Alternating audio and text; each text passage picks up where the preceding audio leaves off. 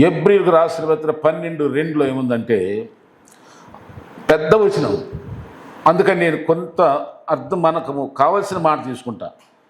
ఆయన తన ఎదుట ఉంచబడిన ఆనందము కొరకై అవమానమును నిర్లక్ష్యపెట్టి సిలువను సహించి దేవుని సింహాసనం యొక్క కుడిపార్శ్వమున ఆసీనుడై ఉన్నాడు. పొందాలి అంటే పోరాడాలి. అందరూ చెప్పండి. ఏదైనా పొందాలి అంటే ఏం చేయాలి? అది పెట్టుకోండి మనసులో. నేను చెప్పే మాట, పొందాలి అంటే ఏం చేయాలి? యేసు ప్రభువు అదే నేర్పాడు. ఆయనంట ఏం చేశాడంట, ఆయన తన ఎదుట ఉంచబడిన ఆనందము కొరకై అవమానమును నిర్లక్ష్యపెట్టి, చెప్పండి, సిలువను సహించి దేవుని సింహాసనం యొక్క కుడిపార్శ్వమున ఆసీనుడై ఉన్నాడు. అంటే ఆయన ఎవరైనా యేసు ప్రభువారు ఒక ఆనందం చూస్తున్నాడు. ఏంటి ఆనందం అంటే, లోక పాప శాపముల కొరకై మనందరి పాప శాపములన్నీ ఆయన వీపు మీద మోసి సిలువను సహించి దెబ్బలు, అవమానాలు, కొరడ దెబ్బలు మీకు తెలుసు కదా. ఫ్యాషన్ ఆఫ్ క్రైస్తు కర్ణమేడి సినిమా ఎన్నో చూశారు. యేసుప్రభు సిలువ మరణాన్ని అవన్నీ కూడా భరించాడంటే ఎందుకు భరించాడు చెప్పండి? ఆయన ఎదుట ఒకటి ఉంది, పరలోకములో ఆనందం. అంటే సైతాన్ని చితకొట్టేసి మరణాన్ని జయించేసి మానవ పాప విమోచన ఆ శిక్షకు కావలసినంత, ఆ శిక్షకు కావలసినటువంటి రుణాన్ని తీర్చేసాడు. పాప రుణాన్ని మన మనుషులందరి, ప్రపంచంలోని మనుషులందరి పాప రుణాన్ని తీర్చేసి అందరికి రక్షణ అనుగ్రహించి పరలోకమును సిద్ధపరచడానికి వెళ్ళిపోయి అక్కడ ఆనందంతో తండ్రి దేవదూతలతో కొనియాడబడుతున్న ఆ ఆనందము, గొప్ప ఆనందము అదే మనసులో పెట్టుకున్నాడు. కానీ కొరడాలు కొడుతున్నారు, ఉమ్ములు వస్తున్నారు, కిరీటం పెట్టారు, కొడుతున్నారు, తిడుతున్నారు, తిట్టుకుంటారు. ఎన్ని రోజులు తిట్టుకుంటారు, ఎన్ని రోజులు కుళ్ళు పడతారు, ఎన్ని రోజులు అసూయ పడతారు, ఎన్ని రోజులు ద్వేషిస్తారు, ఎన్ని రోజులు ఏం పట్టించుకోలేదండి. అవమానమును ఏం చేశాడంట? అవమానమును నిర్లక్ష్య పెట్టేశాడు. ఏమండి వినండి, ఒక్కోసారి మనం దేవుళ్ళు ఎదుగుతూ ఉంటే ఇంట్లో వాళ్ళు కూడా ఏదో ఒక షేమ్ చేస్తారు. ఒక రకంగా నిన్నటి వరకు సినిమా చూసావు, సీరియల్ చూసావు, కథ చూసావు, అవి చూసావు, ఆ మాటలన్నావు, ఈ మాటలన్నావు, జోకులన్నావు, సరసాలన్నావు, సంగీతాలన్నావు, ఇంతలో చేసిన భక్తి కక హా హా ఓహో అంట. మనం ఏం చేయాలి చెప్పండి? నిర్లక్ష్యం చేయాలి, పట్టించుకోవద్దు. ఒక్కోసారి సైతం వచ్చింది, నువ్వు ప్రార్థన చేస్తావా, ఉపవాసం ఉంటావా, రకరకాలుగా మనల్ని అవమానపరిచేటువంటివి రకరకాల విధాలుగా ఉంటాయి. ఏదో ఒక అవమానం, అసూయ పరుల ద్వారానో ఎవరో కూడా ద్వారా. దావీదుని ఏమన్నారు? నువ్వు ఇంతోళ్ళు, రే ఇంత పెద్దవాళ్ళు మేము ఉండగా నువ్వు వెళ్ళి యుద్ధం చేస్తావంటరా, నీకు బలిసిందిరా, కళ్ళు బాగా పొగరెక్కినీరా, బుద్ధి లేనోడా, సిగ్గులేనోడా అని అన్నయ్యలు అందరూ కూడా చెప్తున్నారు. రాజు కూడా నువ్వు కుర్రాడు అని అంటున్నాడు, అవమానపరుస్తున్నారు. చిన్నోడు, నువ్వు బుడ్డోడు చాలు. కానీ ఎత్తనేమంటాడు, నేను ఇగో దేవుడు నాకు తోడున్నాడు, ఎలుగుబండిని చంపిన, సింహాన్ని చంపిన, వీడంతా ఒక లెక్క అంటున్నాడు. దేవుని బట్టానేమో ఆయన ధైర్యం తెచ్చుకున్నాడు. మనం కూడా దేవుని బట్టి ధైర్యం తెచ్చుకుంటాం అనుకో, ఇలాంటి దైవికమైన శక్తి పైన ఆధారపడలేని వాళ్ళు, ఇలాంటి వాళ్ళకి ఏం తెలియదు, వాళ్ళు అవమానపరుస్తారు. విశ్వాసం లేని పిశాసులు అవమానపరుస్తారు. ఇది నీ వలన అవుద్దా, నీ వలన అవుద్దా, సాధ్యమా, రకరకాలుగా. సాధ్యమే, నమ్ముట నీ వలనైతే.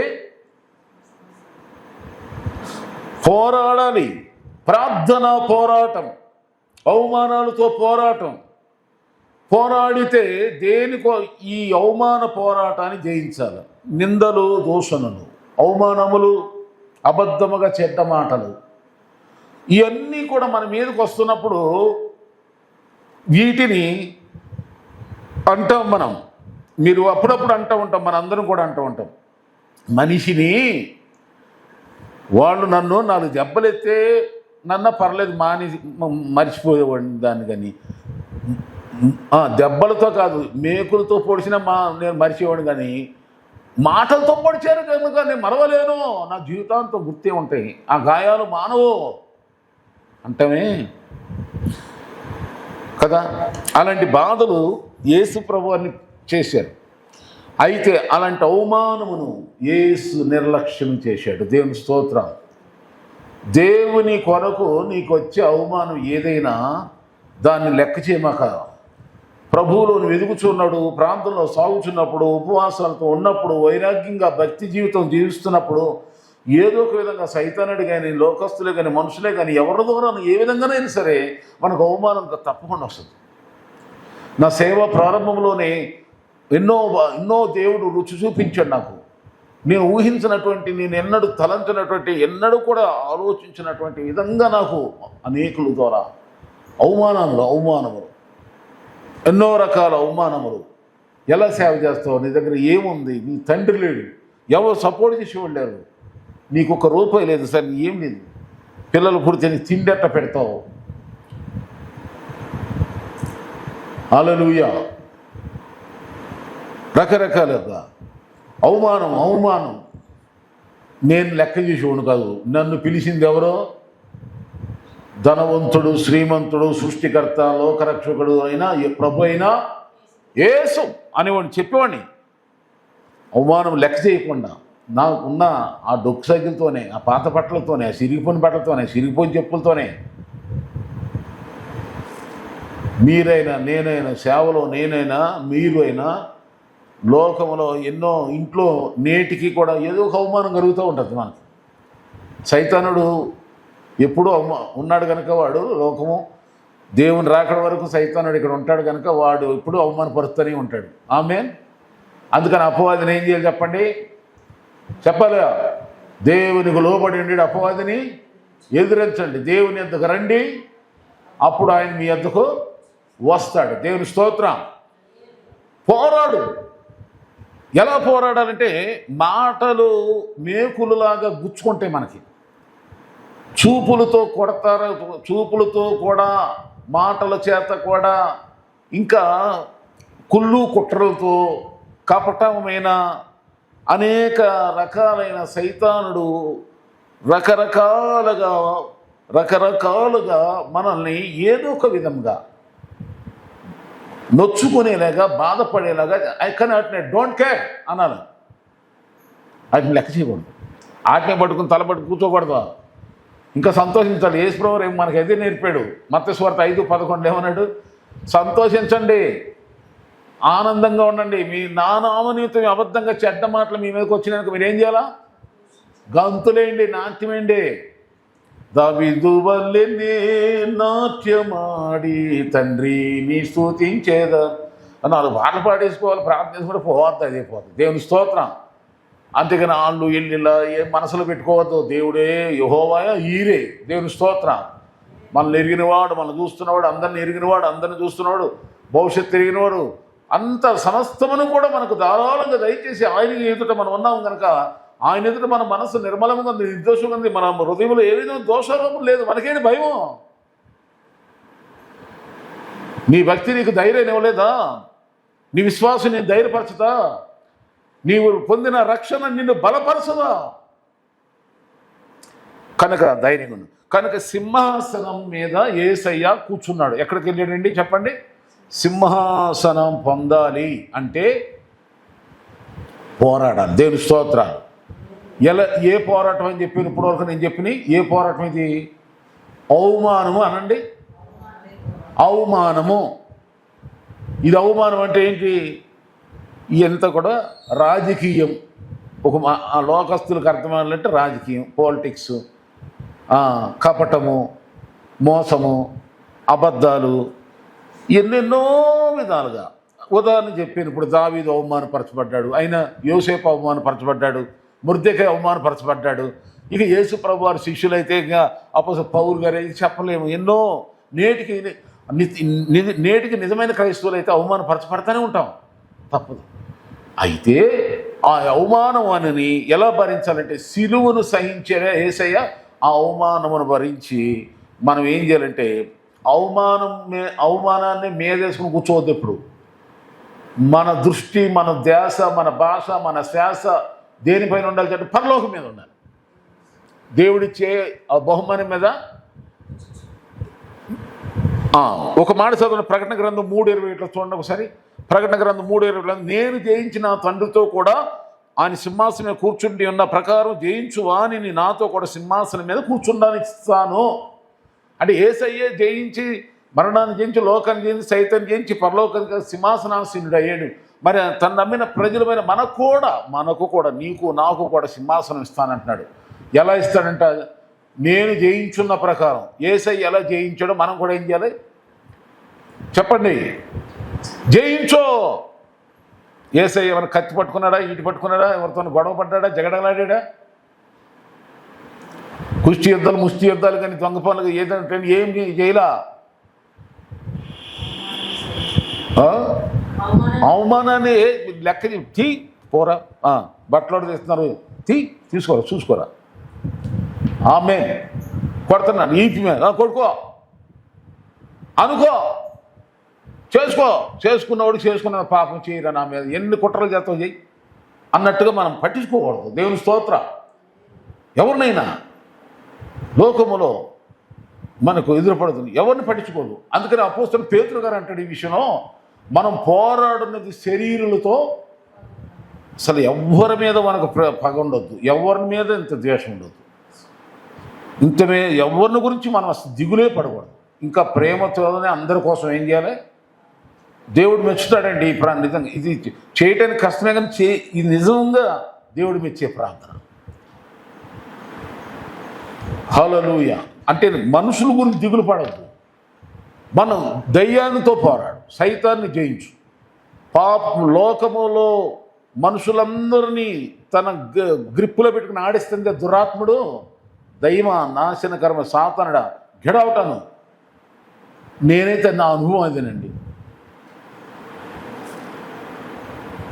ప్రార్థన చేస్తాను, ప్రభువా ఇదిగో మీరే కృప చూపున ఆయన, ఈ అవమానం కలిగించిన అపవాదిని నజరేయుడైన యేసు నామములో కాల్చి వేస్తున్నాను ప్రభువా.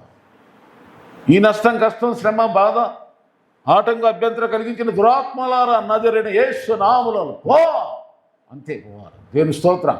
ఇది నీ ప్రార్థన, ఇది మన ప్రార్థన. దేవుని స్తోత్రం.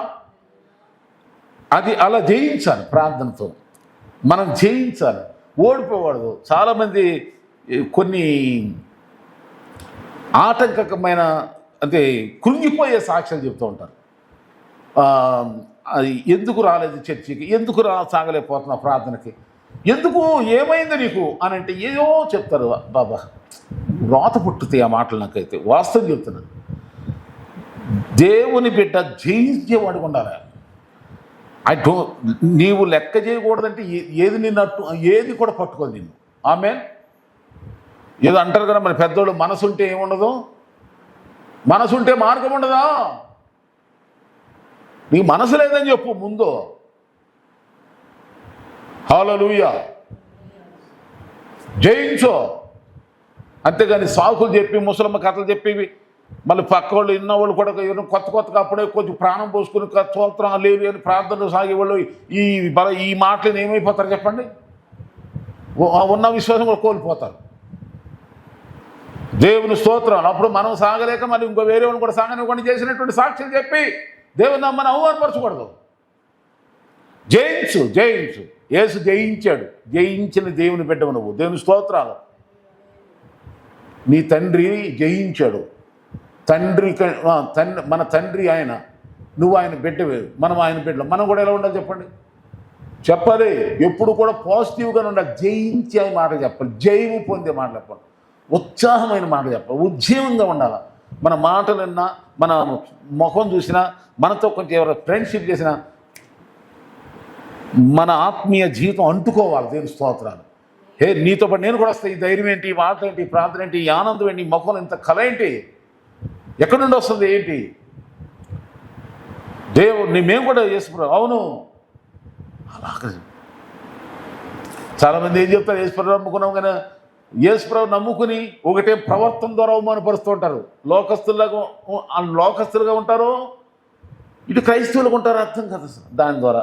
రెండోదిగా జీవితంలో దేవుడు చేసే అద్భుతాల గురించి, మేలు గురించి సాక్ష్యం చెప్పి దేవుని మహిమపరచరు దాని ద్వారా ఈ విధంగా. కానీ అట్లా కాకుండా ఈ సమయంలో మనం చెప్పుకునేది ఏంటంటే, యేసు ప్రభువారు అవమానమును నిర్లక్ష్యం చేసేసి సింహాసనం కలగబోయి ఆయనతో ఆనందం, సింహాసనం, దేవుని స్తోత్రం, జయించాడు.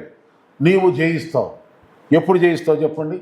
నీ జీవితంలో ఎదురుపడే ప్రతిరోజు, చెబుతున్న నాకు మీకు ప్రతిరోజు ఏదో ఒక ఓటములు ఎదురవుతూ ఉంటాయి. నేనేమో అతీతుడు కాదు, నేను మీలాంటి మనందరం మనుషులమే, దేవుని స్తోత్రం. ఏదో ఒక విధంగా మనకు ఆ ఓటమిలి, ఏదో ఒక భయము, ఏదో ఒక ఆటంకం, ఏదో ఒక, అప్పుడు ఎవరిని గుర్తు చేసుకోవాలి చెప్పండి? జయించిన యేసయ్య నీ తోడు చాలు, బలహీనతలో నీ కృప చాలు. జయించిన అదే అట్లా బలహీన, నీ కృప ఉందయ్యా, నీ స్తోత్రం, డబ్బులు లేవు అట్లా, టీవీ పరిచయం ఇక్కడ కట్టాలైనా వీలు కట్టేసి ఇప్పుడు కట్టకపోతే అట్లా ప్రోగ్రామ్ ఏనంటున్నాడు. అప్పుడు ప్రభా అయ్యా సాయం, బలహీనతలో నీ కృప. గుండె బలహీనమైపోయింది, మనసు బలహీనమైంది. ఏంటి ఇంత నేను పరిచయం చేస్తున్నాను, ఇన్ని లక్షలు 1000 రూపాయలు సువార్త సేవ ఖర్చు పెట్టింది. ప్రభావం ఎక్కడున్నావు, నన్ను చూస్తున్నావు కదయ్యా, వాక్యం చెప్పించింది నీవే కదా, ఇదిగో నేను ఈ అమౌంట్ కట్టకపోతే ప్రోగ్రాలు అయ్యా ఇటు కాకుండా అయిపోతాయి ఆ స్తోత్రం కలిపి. అలాగే కొన్ని ఆర్థిక పరిస్థితులు, అనారోగ్య పరిస్థితులు కానీ, మానసిక సమస్యలు కానీ, రకరకాలు ఒక్కొక్కరికి ఒక్కొక్క విధం. ఏమి కురిగిపోవద్దు, దేవుని స్తోత్రాలు. దేవుని పిల్లరా, తర్వాత దావీదు అంటాడు, ఈ సున్నత లేని ఫిలిష్తీయుని చూసి ఎవరి మనసు మీరు కృంగిపోనక్కరా. చెప్పండి, గొలియాతును చూసి ఇజ్రాయిల్ అందరూ ఏమైపోతున్నారు? రాజు సహితం, సౌలు రాజు సహితం వెనుకపోతున్నాడు. ఆర్మీ ఉంది, ఇజ్రాయిల్ ఆర్మీ, ఆ రోజుల్లో ఆర్మీ, ఇప్పుడు ఆర్మీ కాదు. గిలగల ఫిలిష్తీయుని చూసి. కానీ దావీదు అంటే ఎందుకు అలా ఇది అవుతున్నారు? ఆర్మీ, సైన్యమా, రాజా, ఇజ్రాయిల్లారా, ఎందుకు? ఇదిగో నేను వెళతా, వాడిని జయిస్తా. ఈ సున్నత లేనోడి వాడిని చూసి ఎవరిని హృదయం కృంగిపోవద్దు. ఒకసారి లోకములో ఎంతో ధనవంతులు, బలవంతులు అన్నట్టు ఉంటారు ఎవరు. అలాంటి వాళ్ళని చూసి మనం ఏం చేయకూడదు చెప్పండి? ఏం చేయకూడదు? బాగా ఆస్తిపరులు ఉంటారు, 10 ఏళ్ళకి 10 ఉంగరాలు, ఇంకా సాలక మెండా వడ్డానాలు, గడ్డానాలు, మొలతాలతో ఉంటే పెట్టుకో, ఉంటే పుట్టును, ఉంటే 10 సార్లు తిను పో. అలాంటి తన నాసికారంధ్రములో జీవం ఉన్న ఎవరిని చూసి నువ్వు భయపడమక, ఎవరిని చూసి నువ్వు కృంగిపోమక. జయమిచ్చువాడు ఎవరు చెప్పండి? నీకు చెప్పండి, ఎవరు? మన పక్షాన ఎవరున్నారు? అయ్యా సర్వశక్తివంతుడు మన ప్రభు, దేవుని స్తోత్రాలు. అవమానమైన ఇంకా అవని ఇవని ఎవరిని దేని బట్టి కృంగిపోమాక, నెగ్లెక్ట్ అవన్నీ తొలగించేవాడు, జయమిచ్చేవాడు, అందరిపైన మనకు జయించాడు. తర్వాత యేసుప్రభువారు ఎవరంటే సింహాసనం ఇవ్వటానికి ఇంకొక రీజన్ చెప్పాడు. అది ఏంటంటే, త్వరగా నేను చదివి చెప్తా, త్వరగా ముగిస్తా. ఇంకో సందర్భం చెప్పాడు. లూకాసు వార్త 22:28 ఏముందంటే, లూకాసు వార్త 22:28, నా శోధనలో నాతో కూడా ఉన్నవారు మీరే గనక నా తండ్రి రాజ్యం మనకు వచ్చినప్పుడు ఇశ్రాయేలు 12 గోత్రాలకు మీరు తీర్పు తీర్చడానికి 12 సింహాసనాల మీద మీరు ఆసీనులు అవుతారని చెప్పాడు. వినండి, శోధన చేయించాలంట. ఏంటమ్మా ఇది? శోధన చేయిస్తే సింహాసనం. శోధన అంటే ఏంటో ఒక మాట చెప్తా.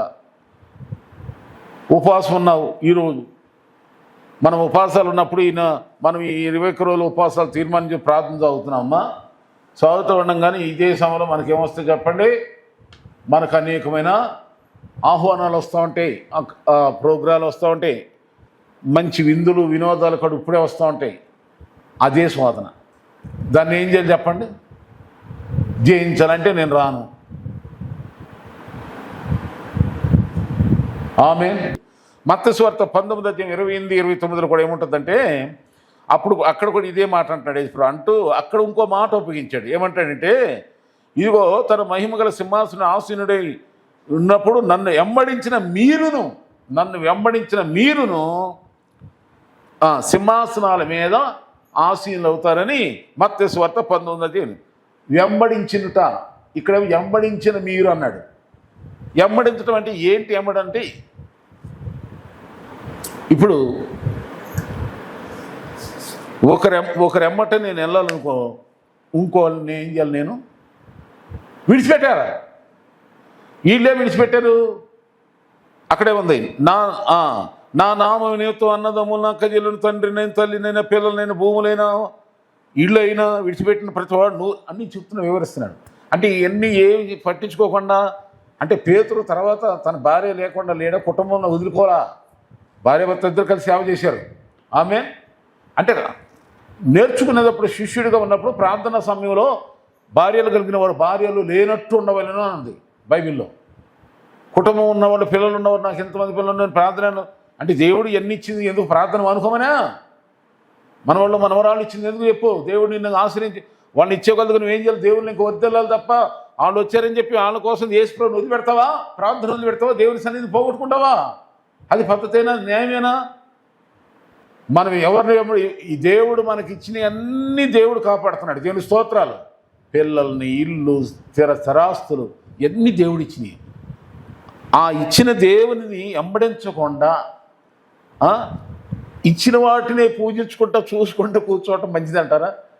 యేసుని వెంబడించకుండా నువ్వు శిష్యులు అంటాడు, ఇదిగో మీరు నా సింహాసనాలు వేయిస్తా, మీ మీద సింహాసనాల మీద మీరు కూర్చుంటారు పరలోకంలో, భూమి మీద కాదు. భూమి మీద సింహాసనం ఎన్ని రోజులు ఉంటాయి? దేవుని స్తోత్రం. నేను ఇచ్చే సింహాసనం స్థిరమైంది కానీ నీవు నన్ను వెంబడించారు కనుక. వెంబడించాలంటే ఎవరిని విడిచిపెట్టాలమ్మా? చెప్పండి అమ్మా. ఇల్లు విడిచిపెట్టాలి. దేవుని స్తోత్రాలు. అంటే పూర్తిగా కాదమ్మా. ఈ ఉపవాస ప్రార్థనలు ఎన్ని గంటలు వదిలిపెట్టాలి? సుమారు 2 hours. 2 hours ఇల్లు లేదు, పిల్లలు లేరు, జల్లలు లేరు, నేను నా యేసే అనుకోండి. ఆ మాత్రమన్నా దేవుణ్ణి వెంబడించినట్టు అవుతుంది. దేవుని స్తోత్రం. హల్లెలూయా. ఏమండి, ఇక నేను ఈ మాటలు ఆపేస్తున్నాను. ఇంకొక మాట చదవండి. నేను అది ఏంటంటే యేసు ప్రభువారు చెప్పిన మాటల్లో ఇంకొక మాట, సింహాసనమును పొందేది ఎవరై అంటే ఈ మాట చదివి ప్రార్థన చేద్దాం. లూకా సువార్త 1:52లోకి రండి.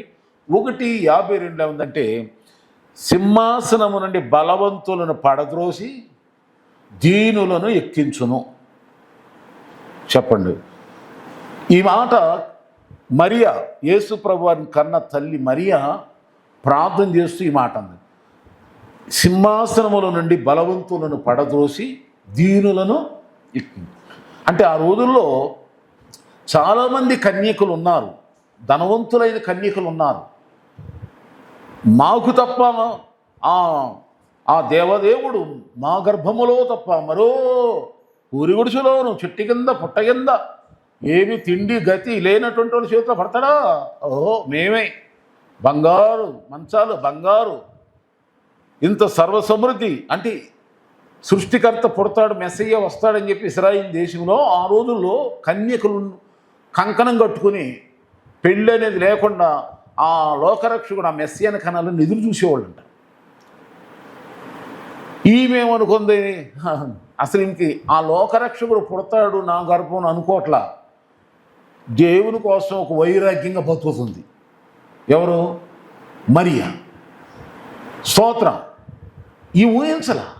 గబ్రియల్ దేవత వచ్చేవరకు అప్పుడు మరి ఏమని చెప్పండి, భయపడిందా లేదా? తెలీదు. అది కూడా తన పేద స్థితిలోకి మరియా వచ్చేసి ఇంత దగదగదగ మెరుచుకుంటారు. ఇన్ని పెద్ద బంగ్లాలు వెళుతురు ఉన్నారు, ధనవంతులు ఉన్నారు, ఇంత బలవంతులైనటువంటి వారు ఉన్నారు, రాజబంగ్లాలు ఉన్నాయి. కానీ అలాంటి వాళ్ళు ఎవరికి లేని ధన్యత నాకెందుకు దేవుడు ఇచ్చాడని చెప్పి ఆ పాట పాడుతూ అంటుంది. అందులో ఏమంటే చెప్పండి, సింహాసనం నుండి బలవంతులను అలా లోక సంబంధం దేవుడు పడగొట్టి పడదోసి దీనులను ఎక్కించును. చెప్పండి, దీనులను. ఇప్పుడు సింహాసనం కావాలంటే నేను 4-5 మాటలు చెప్పాను, అది క్లుప్తంగా చెప్తాను. మన సింహాసనం కావాలంటే యేసయ్య చూపించిన మార్గం ఏంటి? అవమానమును లెక్క చేయమండి. తర్వాత యేసు ప్రభు వలె మనం శోధనల్ని, మూడవది ఆయన్ని వెంబడించాలి, నాలుగవది ఇప్పుడు నేను చెప్పానే దీనత్వం వహించాలి. దీనత్వం. ఇక ఐదవది ఏంటంటే యేసు జయించాడో చెప్పండి, మనం కూడా జయించేవారు ఉండాలి. ప్రతి విషయంలో ప్రతిరోజు ఏదో ఒక అపజయం, ఏదో ఒక ఆట. అప్పుడు సింహాసనం. దేవుడి మాటలను మనందరి వెనుకల్లో దీవించి ఆశ్రయించును గాక.